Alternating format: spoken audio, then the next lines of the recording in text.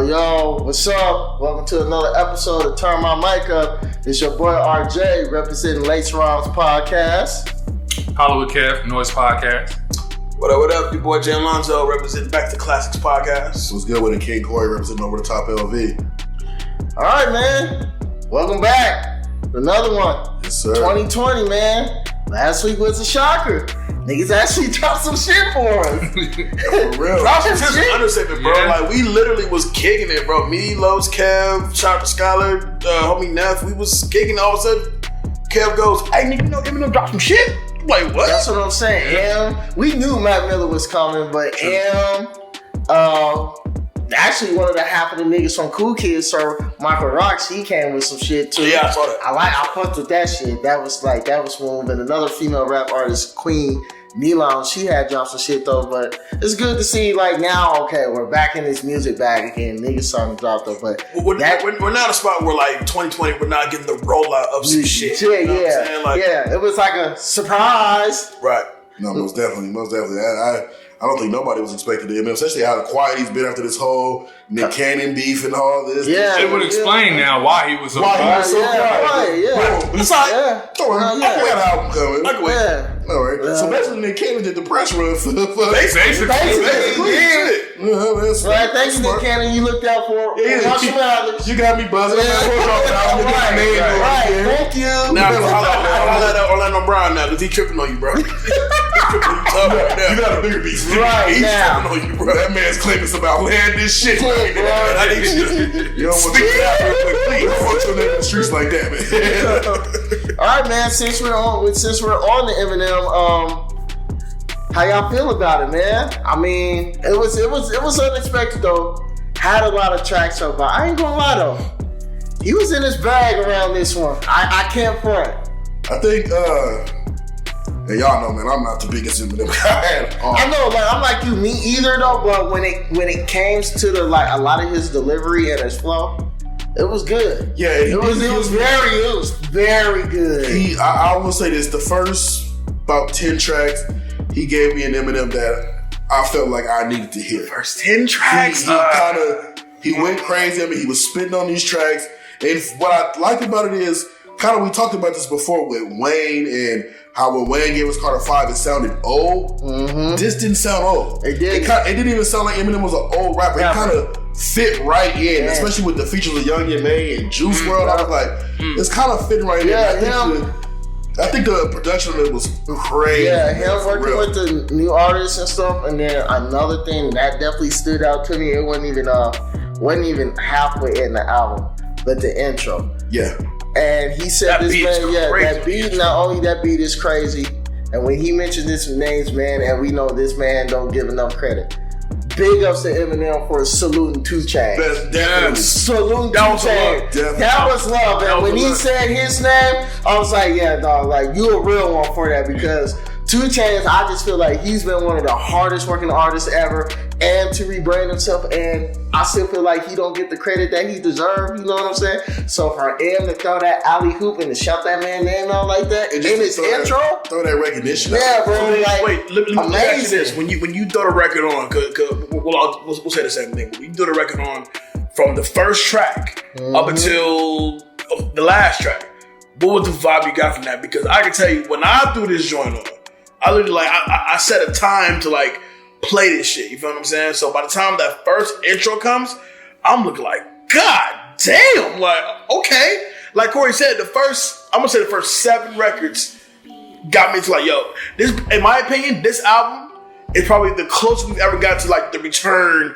of Slim Shady. This is the best album he's had since Eminem Show. No, and you know what? That's crazy because I said the same thing. I said this album is probably his best album in a while. Yeah, as far as the Eminem Show, the Eminem, hell yeah. You can go through from the Eminem Show till now. You can go through whatever album he's put out. There has not been an album better than this album. Not better, but in my opinion, I think one that might come close, and it wasn't even trash. I actually did like Marshall Mathers too. Nope. He was spitting on Marshall Mathers. He had a couple of tracks. Yeah, he had a couple of tracks on Marshall Mathers too. Nope. our camera. As an overall project, though. Like, whoa. As an overall project, you feel me? Yeah, I still think that. I think this one was. You feel me? Oh no, yeah. There, you feel me? And like I said, he didn't give me like I've always been big on Eminem because I say that he gives you the Dr. Seuss flow, the simple rhymes. But this one, I was like, it was a few tracks. I was like, no, this thing. He's going. Cause I mean, I'm just like you, Jay. I was in the bed, I was like, okay, he dropped some shit. Let me threw the Drake beats on. Nigga, when that intro came on, bro, I instantly sat up. I was like, bro, it's like 12. Let me lock in. I'm like, bro, I'm locked in now. Let me listen to all this shit. And then the fucking transitions. This shit from transitions was crazy. From that to the young M.A. The issue I have with this album, and I do this with a lot of albums, if you're gonna give me a title, then live up to the title. That's the only issue I have. If this is music to be murdered by, I expect some music to be fucking murdered by. And that's my point, because after... what did I felt the same way about Hunger for More too. Like, give me... And that's why I said, like, after... Probably really, you know, and I earlier, you know, I gave him the first 10 tracks, but we like really after about the first 7, you feel me? Then it kind of, I feel like he kind of to go back to old Eminem, like I don't really want to hear this shit. Like it's not giving me music to motherfucking, you feel me, to be murdered by. But you know, it was all emotional Eminem, then it's back to drug using Eminem and not in the first, like, not in the first 7. I'm after the first 7. No, that's why I said the first 7. I was locked in. The only song that I can say was emotional, and that's honestly because it may not be for us, is a stepdad joint. Yeah. Darkness 2. Darkness 2, that is a song I skipped, but I think that was one of the songs like, okay, it's necessary. And that's what I said about Darkness, and I had wrote in my notes. I felt like Darkness was a track that if you're gonna have an Eminem project, you have to have Darkness. Yeah, Darkness was on the but then you go into it and you go down to Stepdad, which I was like, okay, that Stepdad was completely off the Richter. I think Stepdad was for him. Yeah, that was for him. That's when it started getting weird. Then I didn't like Never Love Again. You feel me? Yeah, like, I rock with you. These are songs I was like, I don't care. You feel me? But even Farewell, even too, like these are like tracks to me. Like I was like, I like Farewell because I like the vibe, but it's not on my top. Real quick with Farewell. Now, before Farewell, Stepdad, I didn't care for it because, you know, Eminem is 47 now, something like that. At one point, you'd be like, all right, man. Like, bro, how long are you going to keep going back and forth about how your childhood was like? We get it. No, we get it. Right. But for me, the turnaround for me for this album was, number one, as far as the spits game that he does give you, like Eminem is spitting on this album, number one. Number two, songs like Farewell, which is probably gonna be one of my favorite records when we do our favorite track shit. Farewell has a sample on there that unless you know that record, you're not gonna pick up on that sample. You feel what I'm saying? But when Eminem goes reggae with that shit and the bass line on that motherfucker is so hard to me, bro. Oh yeah, I like the bass. But I appreciate he didn't do the Tom Hanks son shit and start speaking in different dialects. Different dialects. Yeah, I appreciate that. Paul. I appreciate that. Paul Rosenberg. I miss the Paul skits, man. Paul skits. But I mean, can't do Paul skits. Ain't Paul like Def Jam right now? Is he? Yeah, ain't he like the president of Def Jam? So I don't think Paul Rosenberg is? Yeah. Oh shit. I think he's like the president of Def Jam. Yeah, man. But I'm in here for him to just to bust this out. A great follow up after Kamikaze, like for real. This was a recovery. Because Kamikaze was good. No. It was the album before Kamikaze. Oh yeah. The album before, Revival. I looked at the track of Revival. I'm like, ugh. Yeah. Kamikaze was cool. It didn't have any replays. It was cool. But this was like a super major. I give this a replay. I do too. And I just think so. Yeah. For me, I'm in the gym. This is something I would listen to. So for me, it's replay. And just the fact though too. Once again, giving props again. He's bridging the gap. Yeah. I will say that. That's also why I don't. Even though I don't like it, that's also why I understand the Stepdad song because. Like you said, you 47. How long are you gonna listen to that? Keep bringing it right. But if some 9-year-old got going through this shit, most definitely. But more than that, though, bro, it's the Stepdad shit. You still killing Kim on every record. Your mom still ain't showing every record. We get it, bro. But it's like I hear him diss his mom in this. Yeah, I didn't either. I did. But there's Kim on there too. Absolutely, there's Kim. I ain't catch it. I ain't catch it. I did not catch it. It just felt like, you feel me? I think after a few tracks, just me personally, I didn't get too much of a replay value to me because it felt like after, like, you feel me, the bangers that we said, I think like every other track was like the back to emotional. Which track did you hate the most? Yeah. Hate though. Hate the most. Stepdad. I hate Stepdad probably the absolute most. I'm gonna say March too. I didn't care for You're crazy. You're crazy. I didn't care for March. Mine's, I think I didn't like that, and I would probably put Farewell up there. I hated Little Engine. I hated Little Engine. I hated Little Engine. I'm with you on Marshall, but I didn't fuck with Little Engine. Y'all crazy. I will say this: when I first heard Little Engine, I was like, but I got into let me give every song a shot, and let's do Little Engine goes. I'll say this though, bro. Like the way the album plays out, it's one of those things where the flow of the album is fucking awesome. I'll give you that. Yes. By the time you get to these particular records, it just takes a little slow. It's turn. The pace is just off now. You know what I'm saying? Exactly. Because like same with Game's album. If you literally chop up songs you do not care for, you still got 14, 15 solid tracks. Oh yeah, you know what I'm saying? Now for me, Yaya is just that shit, bro. Oh yeah, I think for me, Yaya is the best track on that album because it's everybody's fucking snapping on that track. But even for a crew record though, like Yaya is a hard track. I Will is a fucking hard ass track, bro. Okay, before we get into tracks, what do you guys feel about production? I liked it. Solid. I liked it, and even just not even to revert back to Kamikaze. He was using a lot of young producers like Mike Will and all these niggas. Whoever is that DA, his name is like mad long. DA got that dope. Yeah. Oh yeah. That nigga's nice. Yeah. Oh yeah. And that's what the thing that I kind of noticed about this album was the producers that he had on this album was like, this is kind of different for Eminem. Like, Eminem's not known for like me. Dre was only like produced like 2 tracks. You feel me? Like, Dre produced actually, and I think that's why. Yeah, he produced, but he mixed the whole thing. He mixed the whole thing. And that's why I think it felt so. It didn't feel like old Eminem because he had some young producers on it, and it worked for him. Like, even if they weren't young, they were more in tune. We know him. He's in tune, but him ain't in tune. Like, you know what I mean? Plus, man. But this album does have me excited for Royce. What about the fucking Royce? Royce to find out, man. What about the Royce? Does that?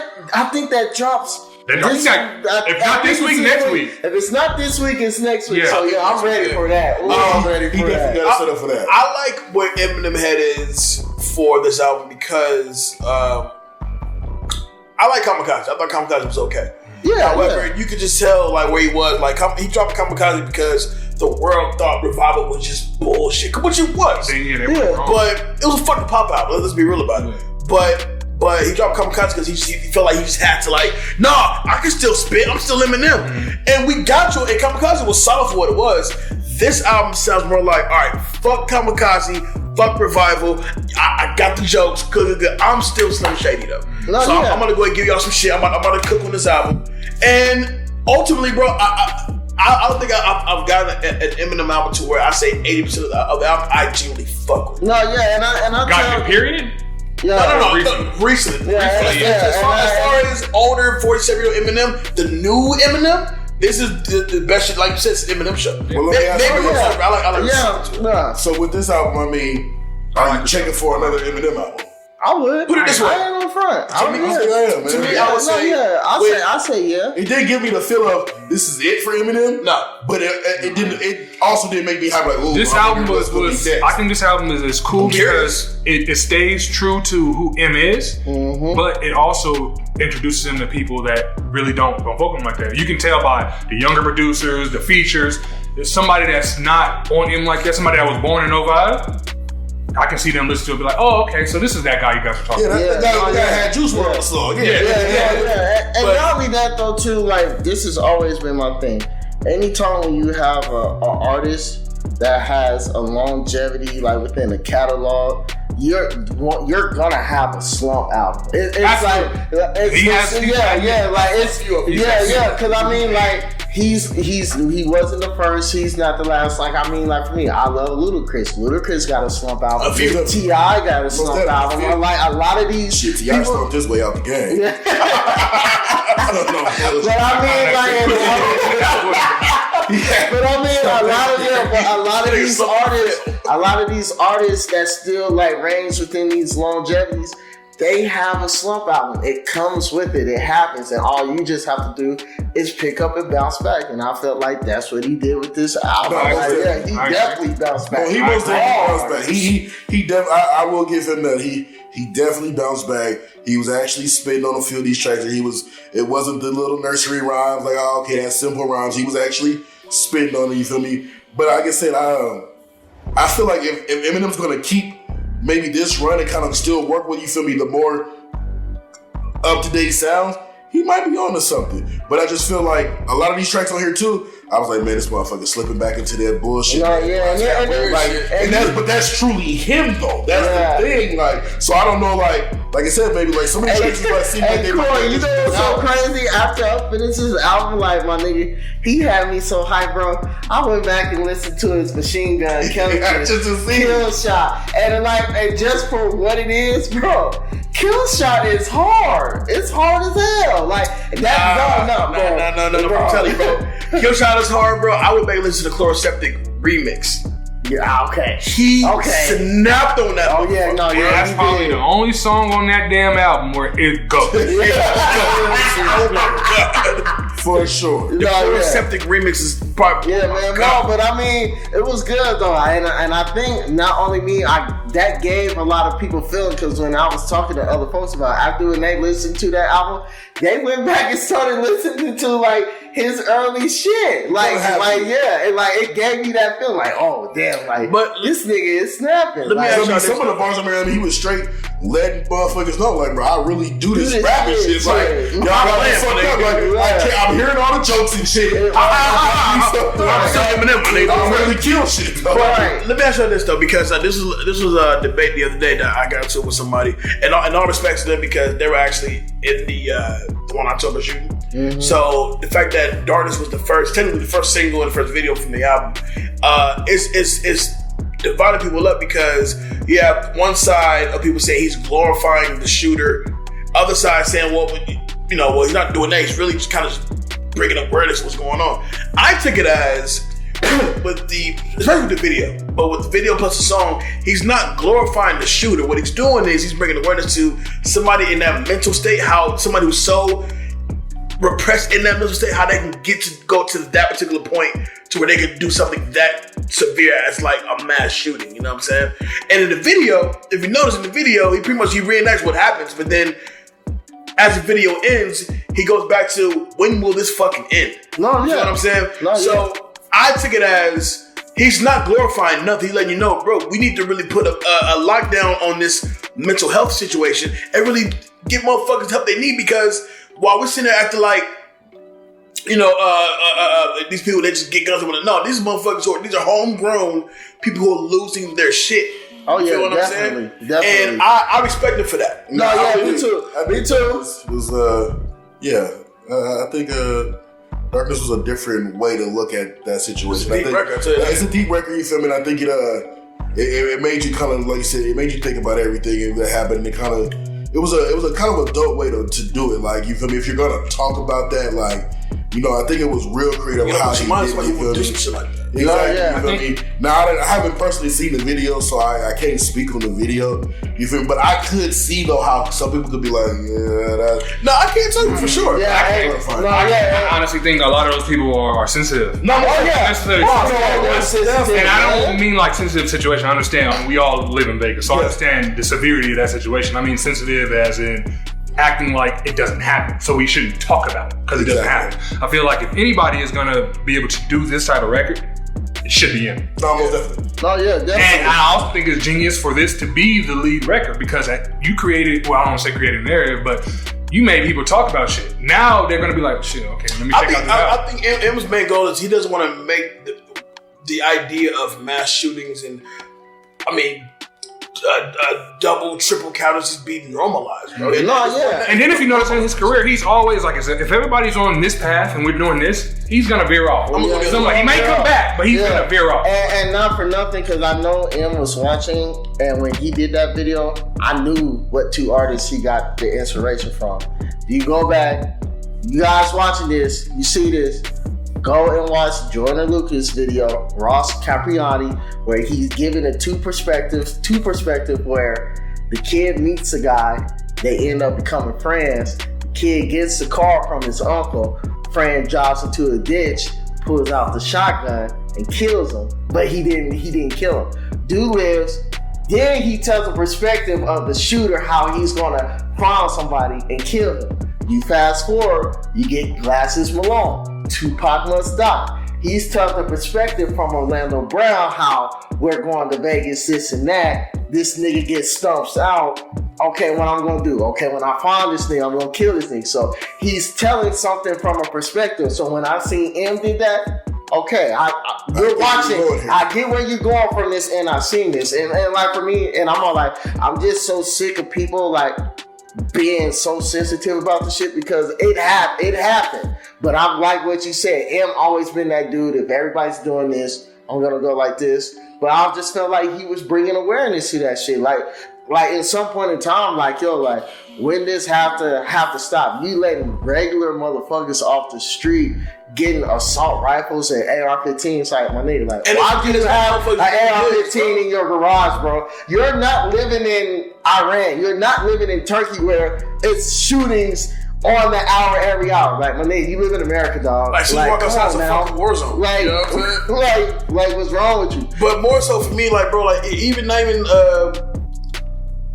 back to what you said, bro. Even like Nas got a record where he talks about the power you gave. But speaking from the perspective of the gun. Yes. You know what I'm saying? Like, yes. Bro, like gun violence is not a new thing. Yeah. It's never been a new thing. You feel what I'm saying? But because we're in a place where this shit has become so normalized, like think about it. When, and rest in peace to I feel for everybody that was involved in that shit. Yeah, me too. How long we were mourning for that? 2 weeks later, some other shit that went down.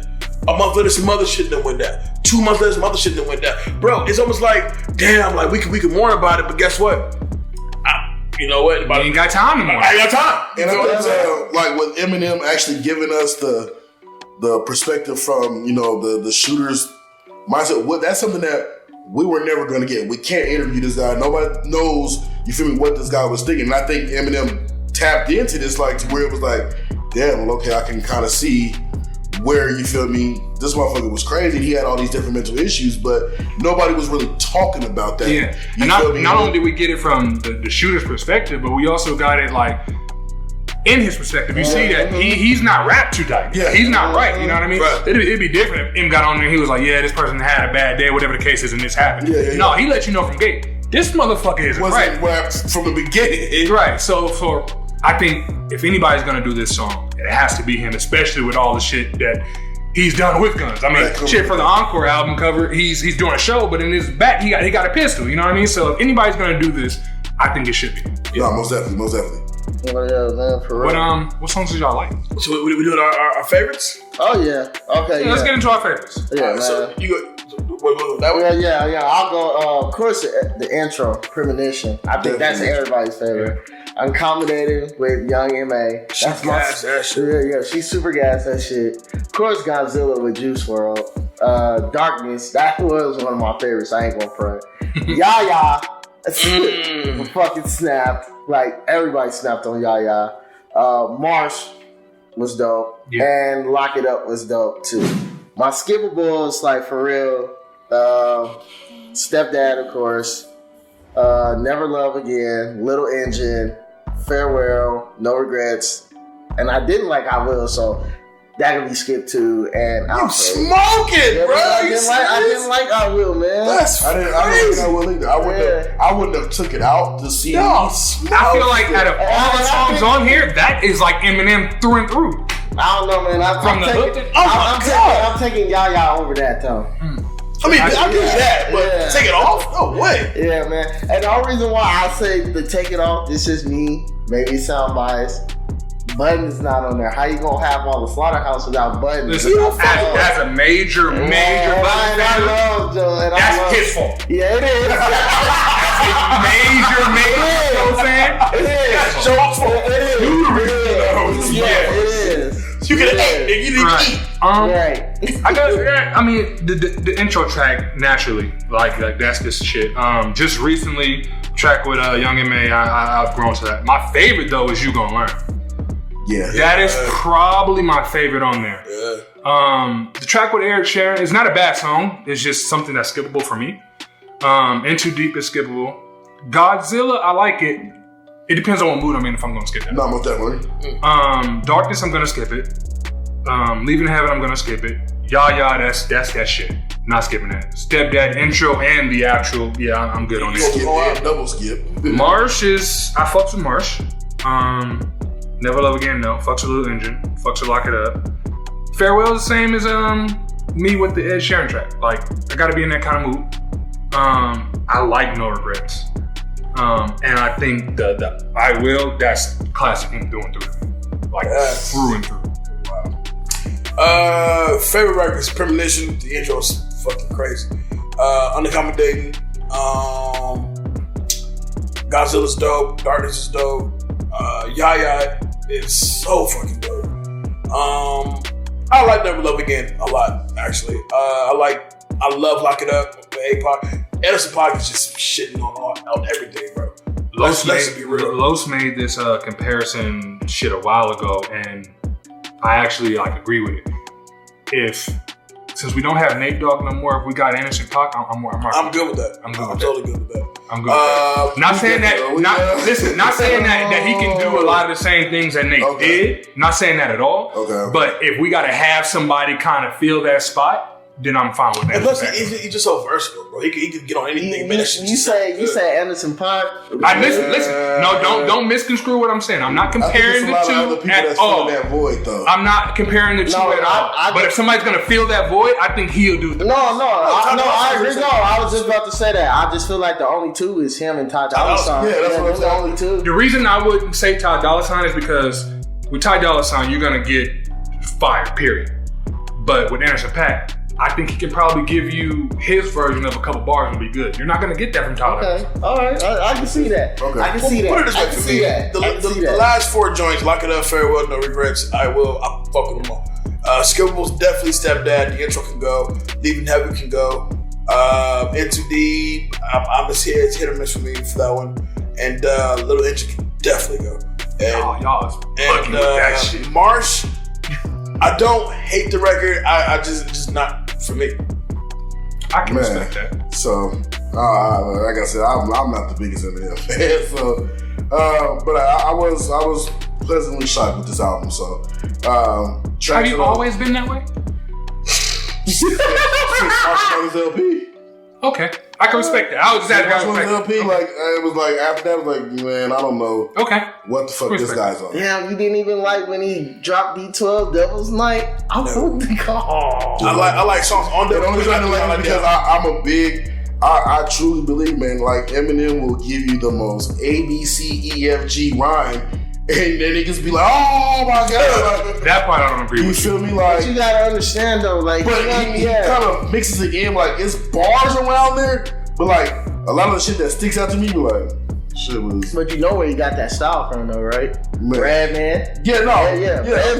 Most definitely. And, and that's what I'm taking away from his flow, because I love his flow. I think his flow and his delivery is crazy. But I think a lot of people get mixed up in that delivery that they not like. It is. I will give you that. There is certain bars I'm like, all right. I'm a horrible rapper, so I know I could have did that. So I get what you're saying. And that's kind of me. Like that's my biggest thing with him. But the tracks that I keep on here, of course, the intro, Unaccommodated is probably my favorite track on here.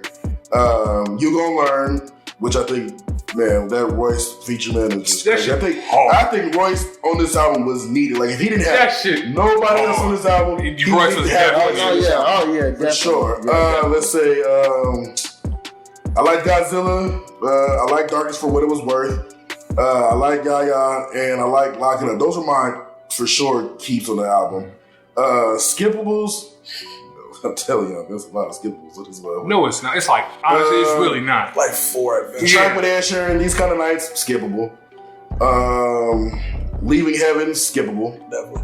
Stepdad, skippable. Definitely. Never Love Again, skippable. Little Engine, skippable. Definitely. Farewell, skippable. No Regrets, skippable. Fucking on that one too. I won't put I Will on there as a skippable, but definitely. You know, those are okay. I'll put I Will as a skippable. That's not a takeout. If I had to drop some songs on there, I'm dropping Stepdad. I'm dropping Stepdad's intro. I'm dropping Farewell. I'm dropping the track with Ed Sheeran.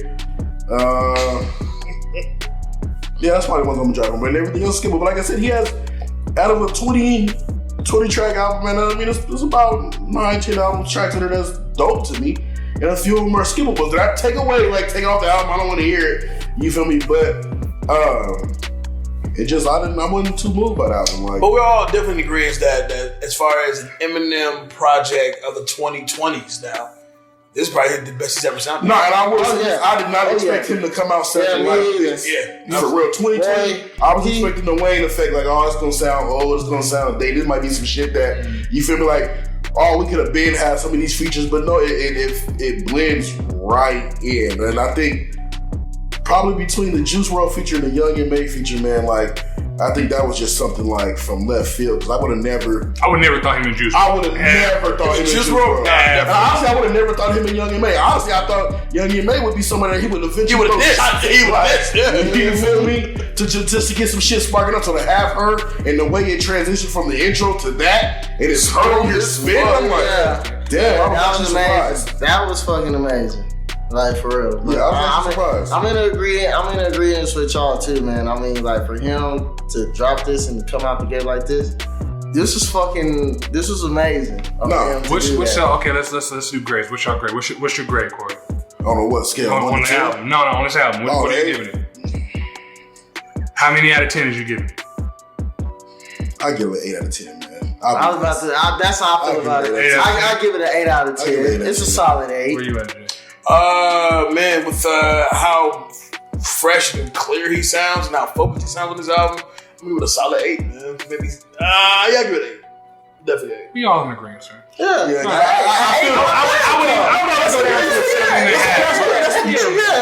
would be honest. I said 7.5. I was gonna say 7, but I even rock with that. I was like, that might be a little unfair. People be like, oh, he hates Eminem, so.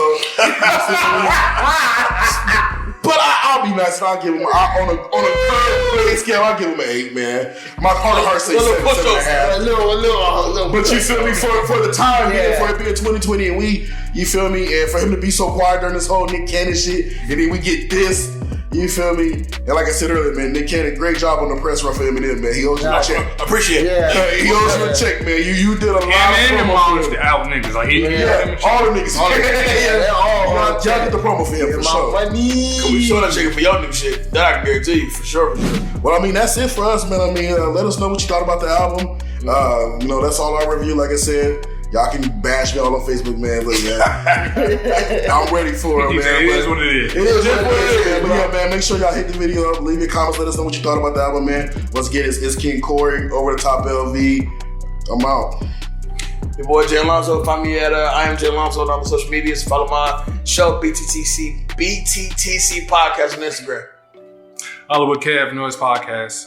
Y'all know where to find me. Fuck with me.